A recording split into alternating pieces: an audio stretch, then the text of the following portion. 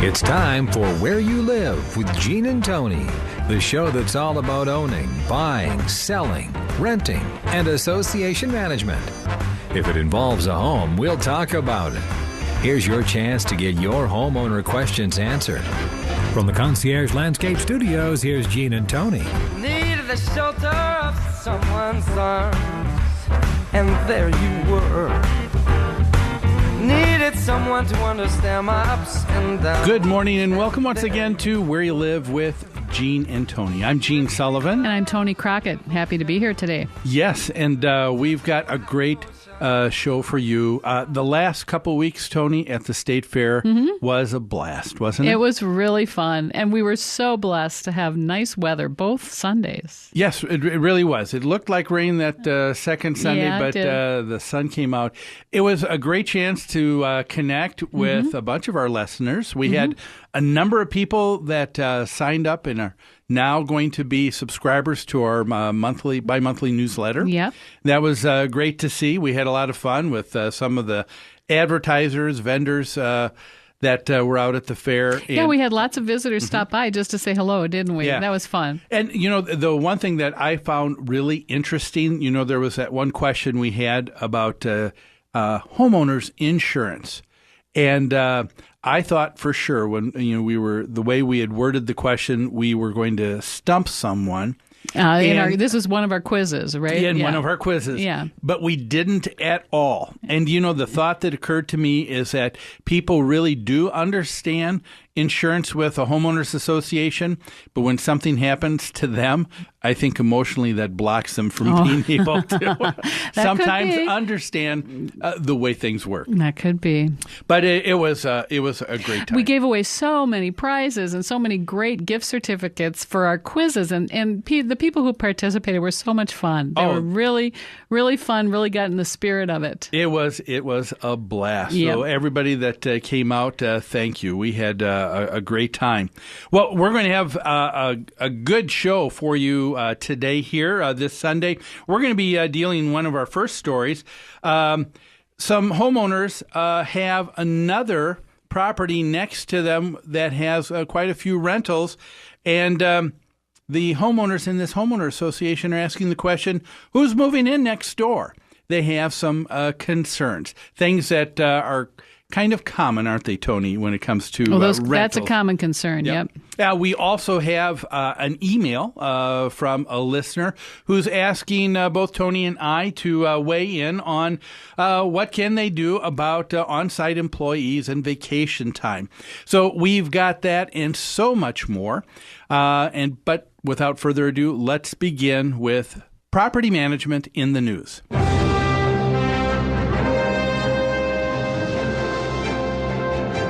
Property Management in the News is brought to you today by Pest Control Services. When you need to get rid of unwanted pests in your home or rental property, you want to call someone who's responsive, professional, and a proud member of Angie's List.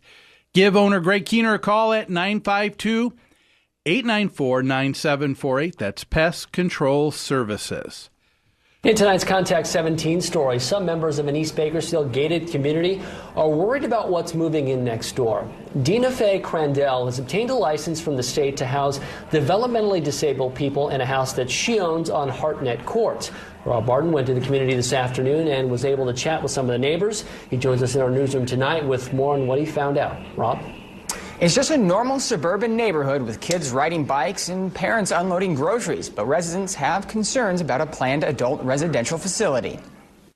In this once tight-knit neighborhood, people are now divided by the proposal. Allow their old neighbor to house developmentally disabled people, or risk friendship and family in the name of personal safety. It's very alarming. We have concerns, kids especially. That's the first thing, is our children. I mean, this whole neighborhood is just filled with little kids running around all the time. According to neighbors, the facility could house violent, disruptive, and aggressive people while their owner collects thousands of dollars per month. And some are alarmed they can't really do much about it since the facility is licensed by the state, not the city. State law allows residential facilities that are licensed by the state for 6 or fewer residents by right. Local governments do not have any additional oversight or jurisdiction to regulate them. The license allows for 4 people to be housed there while they receive care. The development is a gated community with a homeowners association that does not allow home businesses, according to residents. But as of now, I have not heard back from the association on if they have any rights in the case since it's a state licensed facility. I was in contact with the homeowner today who says she may be taking legal action over how she's been treated by some of the neighbors with this situation. She directed any further questions to her attorney, who sent us this letter explaining the intended use of the home and reiterating the fact that she will not house sex offenders. Live in the newsroom, Rob Martin, 17 News. Well, that happened right before Labor Day. That was reported. It seems to be a number of people being alarmed, I think, over nothing, don't you, Tony? Well, I don't know. I've heard of this controversy before, and it's a difficult one. So it's hard to say it's over nothing because people are concerned about who's living right next door, who's going to have influence on my children or access to my children. In this case, however, they're talking about developmentally disabled people. I don't think there's any confirmation or anything to support the idea that these people might be violent or aggressive. The person who owned the home, the landlord, said that they reiterated several times, not only she did, but even with her attorney, that nobody who is, I guess, labeled with violent behavior is someone that's going to be in this home at all. Well, the story just said no sex offenders, so I didn't know that piece about no violent offenders. And certainly it doesn't say anything about criminal offenses. So developmentally disabled people, that's like completely abled people, runs a huge gamut, right? Am I right? Yes, it does. So it seems that they are getting worked up into a big froth over something that may not be that big a deal. Oh, I agree. It seems like there are a couple things that have been already considered. One of the things is we're talking about a small home.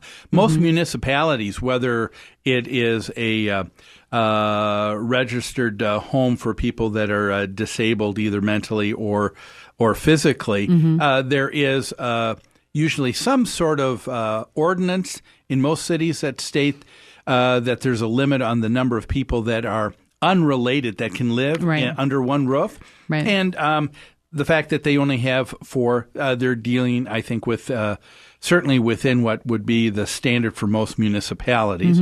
So I don't think there's a big concern there. And no one has cited any kind of restriction by the homeowners associations, the homeowner association against rentals.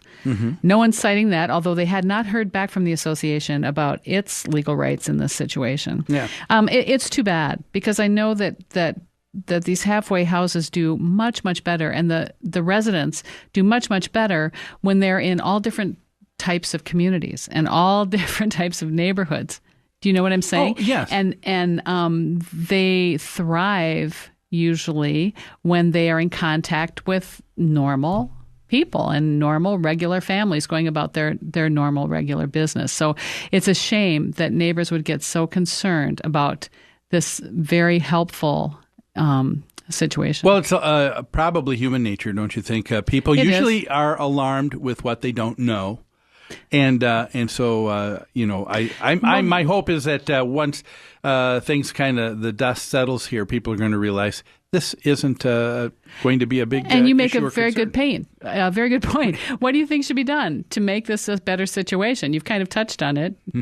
Why not have the people who operate this halfway house come out and talk to the community? Why not have a community meeting? Yeah. Have the landlady there, have the organization there, have someone explain better what's happening so that people don't have to be afraid. Yeah, I agree. I'd like us to talk a little bit more about this.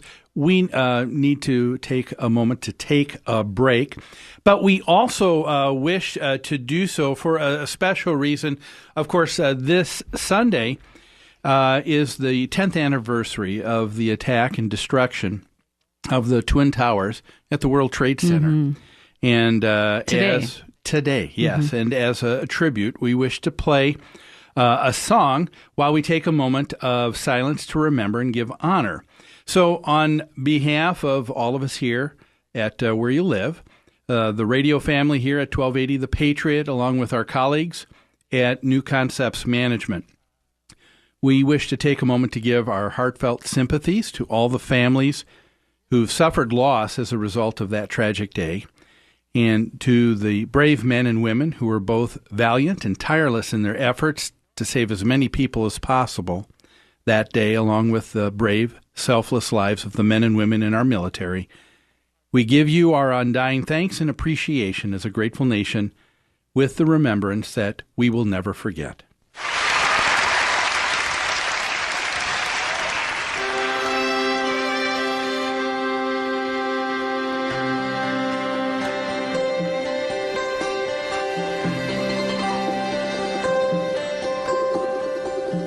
Where were you when the world stopped turning that September day? Out in the yard, your wife and children working on some stage in L.A. Did you stand there in shock at the sight of that black smoke rising against that blue sky? Did you shout out in anger and fear for your neighbor? Or did you just sit down and cry? Did you weep for the children who lost their dear loved ones? Pray for the ones who don't know?